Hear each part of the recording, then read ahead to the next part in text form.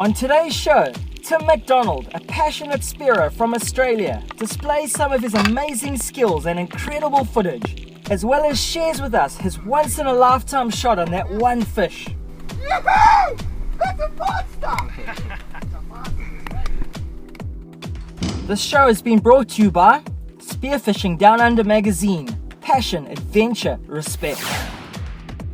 SpearoDVD.com. Buy the best spearfishing DVDs online. Tim is a man set apart and wholehearted for God as a pastor in his local church.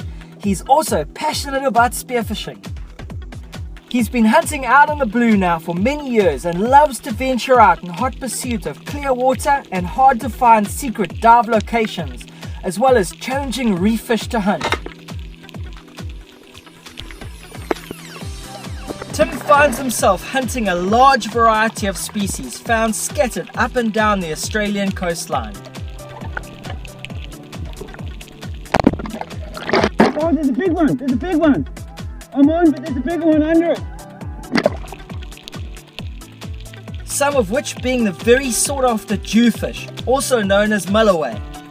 These fish can be found in shoals and make for some exciting spearfishing.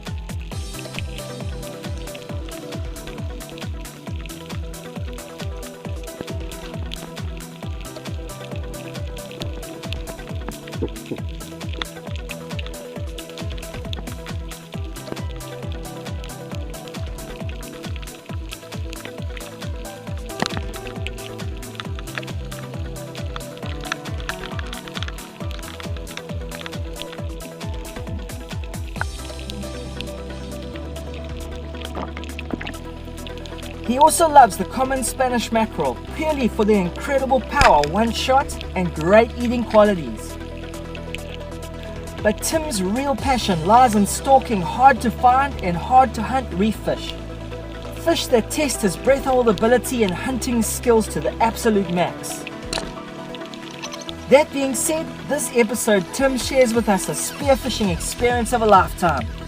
Hey, readers SDM. Really lucky just recently to have the opportunity to shoot a large marlin in my local waters. Fish ended up weighing around 138 kilos, just around that 300 pound mark. It was a great privilege to be able to spend time in the water with that fish and then also be able to take it. For me, such an honour. A fish like that, for myself, is a fish that if I'm going to shoot it, I'm going to take it. I'm going to take it home, I'm going to eat it. Got in, I've been in the water for maybe 30-40 seconds when the school surgeons I was swimming above all of a sudden just scattered a million miles an hour. I heard a massive crack on the bottom and I looked down and a shark was coming at me 100 miles an hour. I flicked on my camera thinking, this could make some great footage, and by the time I got my camera sorted, looked back down, there was three and they were on top of me. One came so close in front of me I had to push away at it. Another one came in around behind the back of me. And they started just circling from thinking this is going to make great footage to, wow, I might need to call out to the boat. All of a sudden, one of them came right in behind me and I spun around, gave him a quick jab, and he was looking like he wanted to grab me on the fins. And as I spun around to have a look at him, I looked past him for a second and this is when I saw the marlin. Marlin had turned and started headed off and I could see it off in the distance, so I remembered something someone told me years ago. Big marlin don't like being intimidated, so swim at them really hard and you'll get them to come back at you.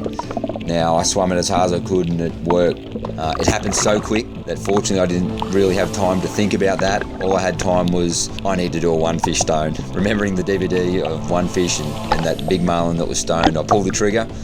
Unfortunately, no stone shot, and then I realised it's time to call for the boat because this fish is going to take off. It lifted its spines, dropped its pecs, and headed for New Zealand.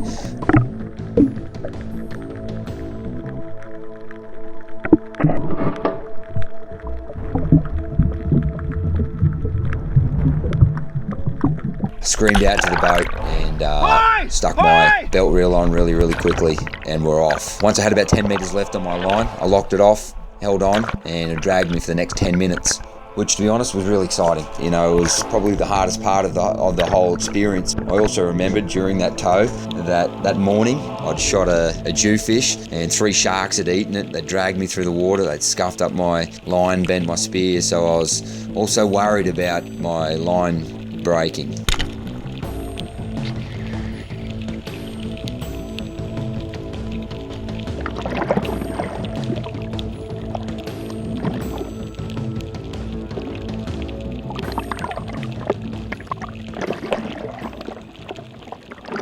after another 10 minutes, the fish started to really tire, and Josh had a dive, noticed the fish was looking pretty tired, handed me his gun, and I dropped down and took the second shot, only an inch above my first, but at that, turned the fish's lights out and stoned it, and it changed colours to the most vibrant, beautiful blues, and dragged it up and had the fish in my hands really, really quickly.